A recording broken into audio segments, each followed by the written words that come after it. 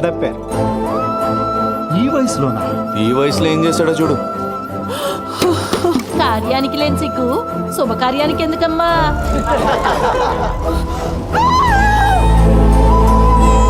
ఇప్పుడు నువ్వు వచ్చేసావు కదా నాన్న, ఇక మీదట అంతా బాగుంటుంది.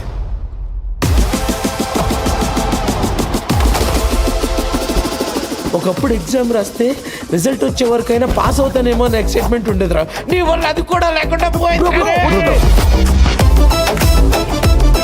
చూడు స్ఫూర్తి, నేనేమో పాస్ట్లో మిస్ అయిన మెమరీస్ చేసుకుంటే చాలా అనుకున్నాను. నువ్వేమో రేపటి కోసం ఈ రోజు కష్టపడాలనుకున్న దాంట్లో. ఏంటి అన్నిసార్లు ఫోన్ చేస్తున్నావు? నువ్వు అభి అభి అని పిలిస్తే వినాలనిపిస్తుంది. అభి అభి అభి అభి అభి తినడం కూడా తెలియదు కదా నాన్న నీకు. ఆయన ప్రేమకు దొరకనంత దూరంగా వెళ్ళిపోవాలి. అదంత ఈజీ కాదు, ఎందుకంటే మేడంతో ఏది అంత ఈజీ కాదు. మ్యామ్ మీరు ఒక 10 minutes టైం ఇస్తే నా కథ చెప్తాను. నేను నీకు 2 నిమిషాల్లో చిన్న కథ చెప్పనా? ఓ మామూలు మనిషి, ఒక కళ ఆశగా మిగిలిపోయిన కథ.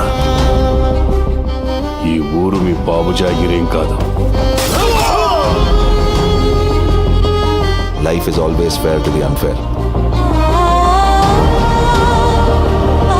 కష్టం రానంత వరకు నీది అదృష్టం అంటారు. అదే కష్టం దాటితే సమర్థత అంటారు. ప్రపంచంలో ప్రతి మనిషి కోపం వెనుక ఏదో కారణం ఉంటుంది, కానీ ఒక తల్లిదండ్రుల కోపం వెనుక